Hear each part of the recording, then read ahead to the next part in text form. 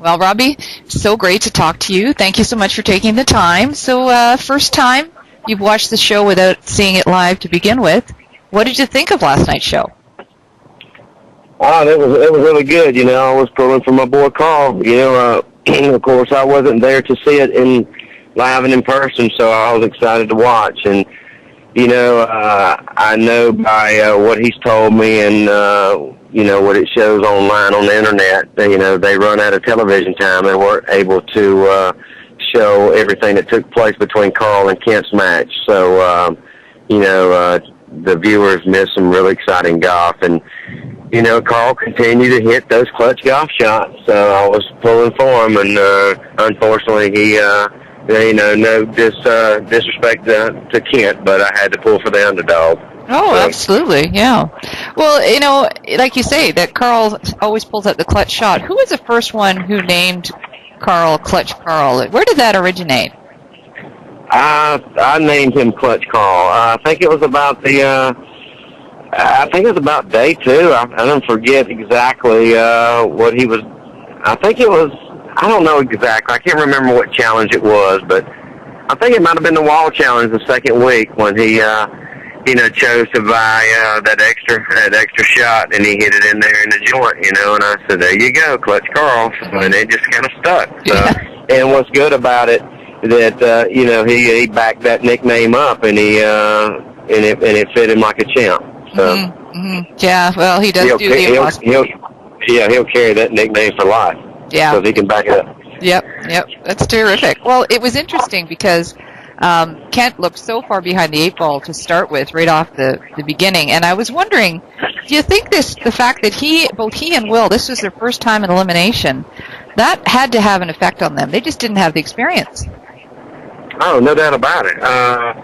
Clutch Carl had a little momentum going. He's been in that situation 2 or 3 times, and he's gaining momentum. He's gaining confidence. And in a sense, I think after Carl hit that first shot, the second shot on the first hole, and they're pretty close, and Kent made double. He had a 2 or 3 shot lead right there. The momentum was with Carl, and pressure was on Kent, and he started slipping a little bit. He realized, whoa, I can't take this fella for granted. And but Kent, hung in there like a champ, and he got it done. It was a great putt he made. He had to make it, and he did. So, yeah. But Carl intimidates you. He's so strong. And you don't know what's going to come from him. So you can't take everybody. Everybody kept choosing Carl throughout the show, thinking he was going to slip, but it backfired on. It almost backfired on a few fellows, but everybody respects Carl now. Oh, absolutely, yeah. Well, it was interesting because I don't think I've ever seen a big break where the mental strength of the players is so strong.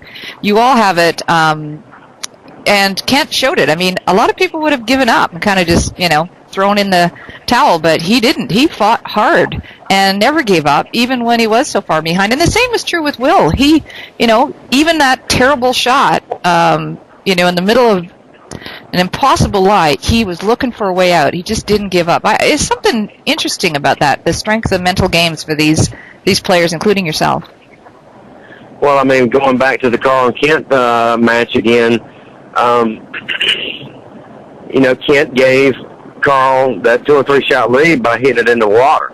And then Carl gave it right back to him by hitting that hitting that 2-iron in the water. So each one of them gave each other an opportunity, and so you're gonna have to catch some breaks. That's part of that big break again, and then going to the Will and David match, you can't really take anything from Will. Will played good golf. Mm-hmm. David just flat out beat him. I mean, Will didn't give it to David. Neither did Carl. Those were good matches, and Kent deserved it. He went out and won it. But and David did also. He had a great chip shot, beside the green there. He almost held it. But Will, he got down to the last hole, and I think he might have hit his drive to the right, but he had to go for it. I mean, he couldn't afford to punch out. He had to go for it, and he felt like he was going to pull it off. But, Will played some solid, consistent golf throughout the show, and it's unfortunate that he had to come to an end on him like that, because he never really, he hit, in my opinion, he hit some of the most consistent shots up to week 7. So it's sad to see it end for him like that, but it's part of the big break. You got to get lucky to win that show. But the right, in my opinion, the more the consistent players. I'm not putting myself in there. Will and the right 4 made it to the semifinals. So, as far as being prepared. Yeah, but then you go back and you look at John and you look at, heck, all of us, man, any one of us could have won the show. Yeah. I was probably the least prepared. I didn't deserve it. But you got to golf it. You got to hit the right shots, but ultimately you got to catch some good breaks. Yeah. So, but if we did it all over again, there'd probably be a different winner every week. So it's just a great show. Well, and we've seen it before that the players from the big break who did win often don't go on with a long-term career in the PGA or the LPGA. I mean, you look at some of the women. Christy McPherson didn't win her big break she was in, and now she's doing really well in the LPGA. So, the experience sets you up to prepare yourself for the future, and it's whether you take it or not that really happens. And that's why all of you have an opportunity to keep going, even if you don't win the exemption into the PGA event at the end of it. So never give up, right? Even after you lose. Yeah, this show, if you're down in the dumps and kind of you're gonna hang up your clubs or thinking about, I don't think I'll continue playing, competition golf. When you go through that show, it really motivates you. It really opens your eyes up. It makes you miss that grind. It did for me anyway.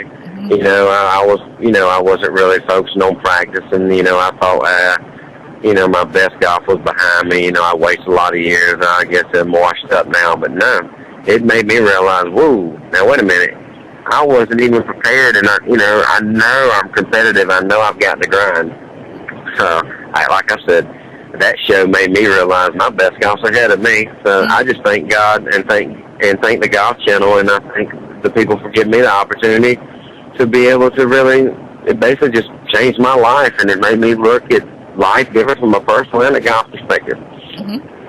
Well, like you said, everything happens for a reason. Carl came into your life, motivated you. The show motivated you. I'm curious about your experience with the guys after you were eliminated and you went and joined the other guys. What's going on over there? What are they doing? What are you guys talking about? What's the experience for you? I know you only had a couple of days with them, but what was going on over there? It's really not that bad. I mean, it's they said it was better to get kicked off because the Golf Channel just treats you so well. They give you a credit card and say, go have fun. Whatever you want to do, guys, let's go do it. So oh, wow. We went and played golf the next day. We enjoy the golf, and we that competition just makes you want to go out there and keep fighting. So when we got kicked the next day after I got kicked off, we all joined up and went and made 2 foursomes and went and played a golf course down the street. But it was good just to relax because there's so much pressure and stress throughout that show. It was good to kind of be off camera for a while, if you want to know the truth. Yeah, no, I can hear you. That sounds about right. I've heard that before from people, and it is nice that being eliminated doesn't make it. But then when it's all over again, you look back on it like I do now, it makes you miss it. And then you want to do it again. It just motivates the crap out of you, in my opinion. That's great.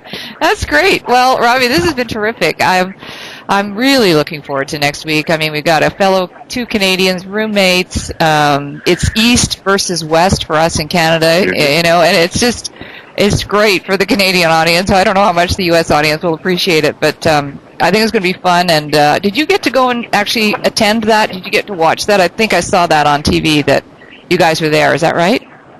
Where was where? Well, you were at the actual final playoff? Yes. We were all at Safe City, and pulling the guys on for sure. It's a great golf match for sure. Okay. 2 great ball strikers, very consistent golf, and absolutely, the right. I'm not saying the right to, but they're well deserved to be in the finals. They earned their way. two solid golfers, and in the beginning, the right two are in the finals. I mean, it could be so many different matchups, but there's no flukes. They both earned it, and it's going to be a great golf match for sure. Oh, good. Well, I'm looking forward to watching it and looking forward to talking to you next week. You have a great one today and the rest of the week, and we'll connect again next week. Thank you for having me, Gail. Okay, take care, Robbie. Bye-bye. Bye-bye.